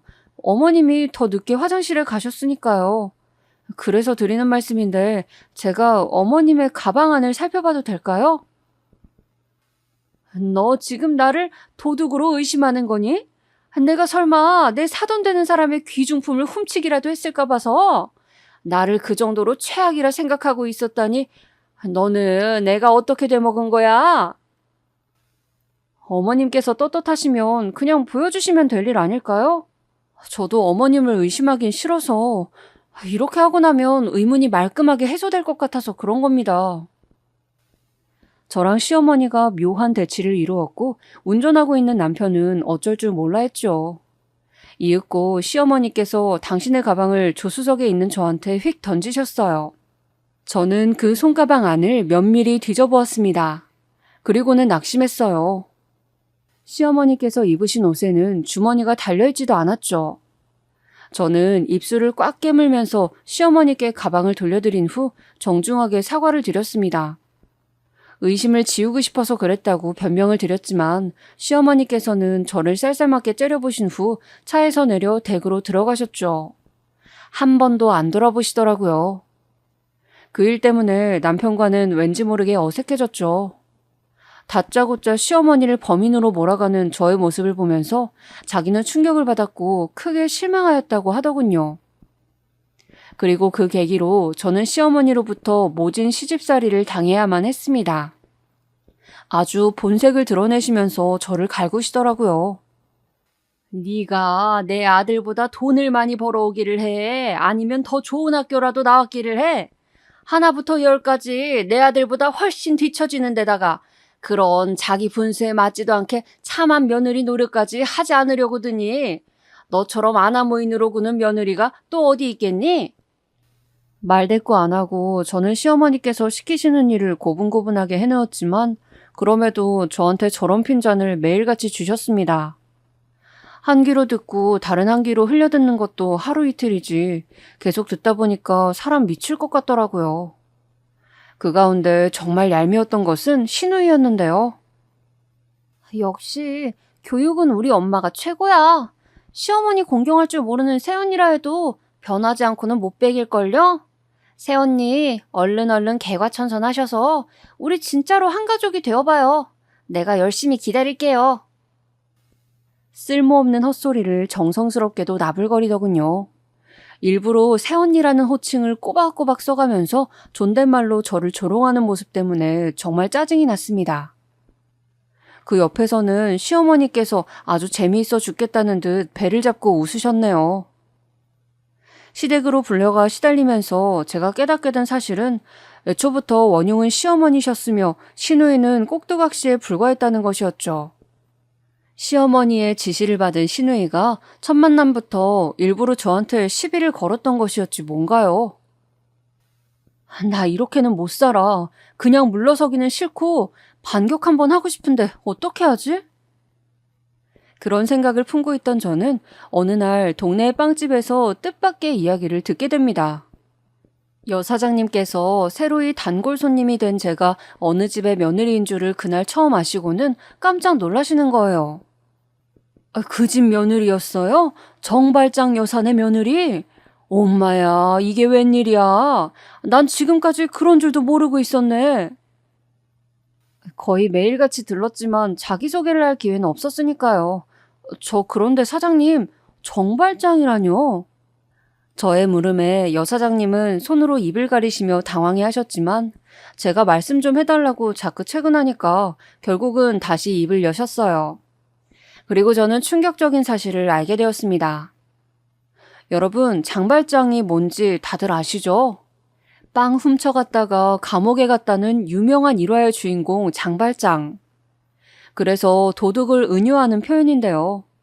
시어머니의 성이 정씨였거든요. 그래서 동네 토박이들 사이에서는 아름아름 정발장이라고 불린다 하였습니다. 내가 그쪽이 입이 무거워 보여서 조심스레 해주는 얘기지만 아휴, 말도 마요. 그 정발장 여사가 어찌나 손이 재빠른지 훔쳐가는 게 보이지도 않아. 그러면서 그 망할 놈의 도벽은 고쳐지지도 않는다니까. 우리 가게에는 그래서 그 정발장 여사는 출입 금지예요. 저기 버스 정류장 앞에 떡집 보이죠? 저기에도 출입 금지 당했어요. 그뿐이에요. 바로 옆에 문구점 있죠? 저 자리에서만 35년을 장사한 문구점인데 출입 금지 당한 손님은 그 정발장 여사가 유일하다고 문구점 사장님이 그러시더만. 이럴 수가. 시어머니께서 사실은 조용하게 소문이 난 좀도둑이었다는 겁니다. 그 순간 저는 돼지갈비집에 시어머니께서 입고 오셨던 옷을 떠올리고 말았어요. 밖에 주머니가 달려있진 않지만 상의 안쪽으로 주머니가 한 개 달려있었던 그 옷을요. 제가 시댁에서 손빨래를 하라는 부당한 명령을 받고선 그 옷을 직접 빨기도 했었거든요. 와, 갑자기 그 안주머니랑 친정엄마의 잃어버린 반지가 시어머니의 가방에는 없었던 사실과 겹쳐지면서 소름이 돋아났습니다. 그때 옷을 뒤져봤다면 엄마의 반지를 찾을 수 있었을 텐데. 저는 시댁에서 그 반지를 샅샅이 뒤져서 찾아보겠다는 결심을 세운 한편 정발장으로 불리는 주제에 저에게 적반하장으로 며느리 정신교육을 시켜준다며 고된 시집살이를 시키고 있는 시어머니에게 되갚아줄 심산이 들었습니다. 고민하다가 친정오빠에게 연락을 해봤어요. 이런 때 남편이란 존재를 믿을 수가 없고 상의할 마음이 안 든다는 게 씁쓸하네. 저는 그런 생각을 뒤로한 채 친정오빠에게 연락해서 제 상황을 다 설명하였습니다. 참고로 친정오빠는 저희 고향 근처에서 경찰 일을 하고 있었습니다. 제가 대학에 입학한 이후 저희 집은 이사를 하면서 친정엄마와 저는 새로운 지역에 정착을 하였으나 친정오빠는 그곳에 남아서 경찰이 되었어요. 오래 알고 지낸 고향 친구와 결혼을 한 이유도 있었죠. 그래서 새언니와 저도 예전부터 알고 지내서 막역한 사이랍니다. 중요한 건 증거야. 심증이 아니라 진짜로 빼도 박도 못할 증거가 필요해. 좋아. 그렇다면 오빠, 내가 덫을 놔야 한다는 소리지? 그 현장을 포착해야 하고. 그래. 그리고 웬만하면 네가 아니라 다른 사람을 통하는 게 좋겠어. 친정오빠의 조언에 따라서 저는 계획을 세웠습니다. 개인 카페를 운영 중인 친구에게 도움을 청해서 각본을 짰어요.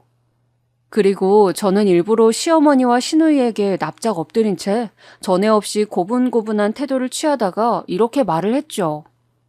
제 지인이 하는 카페가 있는데 친한 사람은 아니지만 한 번은 가서 팔아주고 싶다. 같이 가주시면 맛있는 커피랑 케이크 대접해드리겠다. 이런 말로 꼬셨습니다. 공짜라면 눈이 돌아갈 거라 예상했는데 적중하였어요. 그래? 장사가 잘 안 돼서 네가 팔아주고 싶다고? 좋은 취지인 것 같으니 그럼 우리도 따라줘야지. 마지못해 동행하는 것처럼 시어머니께서는 고개를 빳빳하게 드셨죠. 계획의 당일에 그 카페로 향하면서 제가 말했습니다. 장사가 힘든 게 매달 현금 지출이 많아서 그렇다고 하더라고요. 재료비를 빼더라도 매달 월세, 전기세, 수도세 이런 것들이 만만치가 않나 봐요. 그래서 지난주부터는 CCTV도 선을 끊어버렸다고 하더라고요. 한 푼이라도 덜 들이려고 말이죠. 열심히 주절거리면서 저는 특히 강조하였어요. 가게 내에 작동되는 CCTV는 없다고 말입니다. 그리고 도착한 친구의 카페 안에는 사람이 어느 정도 있었습니다. 원래는 잘 되는 곳이거든요. 시어머니랑 시누이가 어리둥절하길래 제가 그랬어요. 아, 저처럼 다 여기 사장을 아는 사람들이 오늘 다 모인 것 같아요. 하나씩 팔아주려는 마음들이죠. 저는 뻔뻔스레 둘러댔고 친구의 지시를 받은 카페 직원이 저희 쪽을 남몰래 주시하였습니다. 이뇨작용에 탁월한 허브차를 마신 시어머니께서는 아니나 다를까 30분 정도가 지나자 화장실을 찾으시더라고요. 제가 일부러 그 차를 추천드렸어요. 스트레스 완화에 좋다는 감언이설을 섞어가면서 말이죠. 시어머니께서 화장실을 가기 위해 자리에서 일어나시자 카페 직원이 재빠르게 움직였습니다. 귀금속과 현금이 든 작은 꾸러미를 얼른 두고 온 거예요. 저는 과연 계획대로 될 것인지 두근거리는 가슴을 안고 있었네요. 잠시 후 시어머니는 화장실에 갔다가 자리로 돌아오셨고 슬쩍 제가 고개를 돌려보자 제 친구와 카페 직원이 저를 쳐다보며 미세하게 고개를 끄덕여 주었습니다. 됐구나. 성공했구나. 그때부터 저는 환호성을 부르고 싶은 걸 억누르며 표정 관리에 힘을 썼네요. 나흘 후 날씨 한번 화창한 오후에 남편에게서 연락을 받았어요. 어머니가 지금 경찰서에 계신데 나는 지금 일하는 중이라서 네가 대신 가서 무슨 일인지 좀 봐줘. 절도라는데 이 무슨 말도 안 되는 일이. 경찰에 절도 신고를 한 제 친구가 CCTV를 제출하였고 당연히 화면 속 절도 범죄자는 시어머니셨던 겁니다. 시어머니께서도 빼도 박도 못하는 증거 앞에서 차마 부정은 못하시고 엉뚱한 곳에 화살을 돌리셨어요. 여자 화장실에 카메라를 달아? 이거 큰 문제 아닌가? 당신 장사 접고 싶어? 화장실 안에 단 게 아니라 문 밖에 단 거예요. 바로 화장실 문 앞에 있던 인테리어 수납장. 거기 위에 중요한 걸 잠시 올려놨다가 깜빡했는데 손님께서 그걸 냉큼 훔쳐가신 거잖아요. 그 내용물을 확인하시자마자 바로 본인의 주머니 속에 넣어버리는 모습 감명 깊었습니다. 한두 푼 하는 것도 아니고 아주 고가의 귀금속과 현금 뭉치였습니다. 그러니 시어머니께서도 당장 눈이 돌아가신 거였고 사안의 중대성도 커진 것이었죠.